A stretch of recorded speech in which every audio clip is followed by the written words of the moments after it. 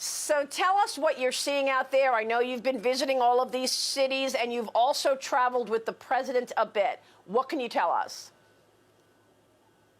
No, Maria, I went to 33 cities just last month, and some of that was with the president in different parts of the country, from Miami to Arizona. And I just see the enthusiasm, and that's what we're not seeing on the Biden side.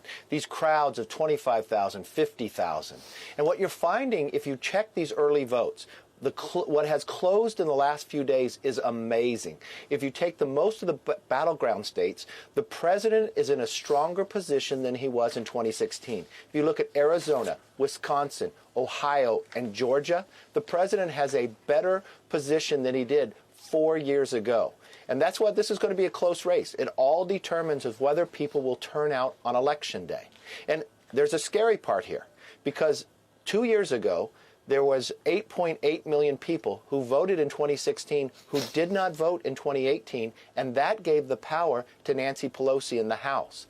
Had they voted like they did in 2016, the Republicans would still have control of the House, and we would not have Nancy Pelosi as a speaker. So it really comes out to who turns out on Election Day will determine who is the president of the United States for the next 4 years and who can control Congress and the Senate. I know we have a lot of important conversation around Pennsylvania. The president was in Pennsylvania yesterday, and you see the crowds just from this picture that we have from last night's rally. And yesterday he did several rallies. He's got 5 rallies today. And this morning we've got news from the Pittsburgh Gazette.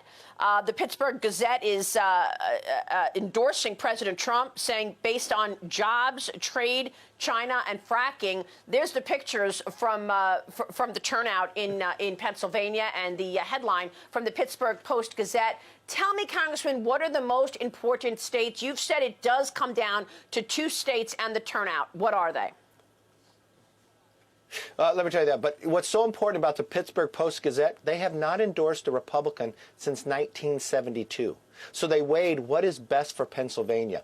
Well, the record for Donald Trump is by far the best. If you care about the economy, if you care about rebuilding this country, and if you really want somebody in the Oval Office who believes America is exceptional and instead of somebody who's depressed about this country, that's why they went with Donald Trump. Now, I believe the president is in a very strong position in Texas, in Georgia, in Ohio, in Florida, in North Carolina. I think it really comes down to, if you look at where Pennsylvania is and Arizona, if the president's able to pick those up, that's 280 electorate. He only needs 270. We could not have Michigan, but we are very close in Michigan. We can win John James to make sure we control the Senate. You look at Wisconsin building the other way. These crowds are the best polls that you can find. You can see time and again, Joe Biden, when he has to campaign more than one event a day, it becomes into question whether he can handle the stress or the physical ability to do the job. Think about how stressful it would be to be in the Oval Office. And now we're seeing President Trump. I've never seen somebody with this work ethic. I've never seen somebody that can handle the pressure that he has. And what is he able to do? He's got 10 more rallies in 2 days. He has crowds that we've never seen before, and he's got an enthusiasm. And I'd rather be in that position than be in Joe Biden wondering whether you're going to get a few people to pull up in a car.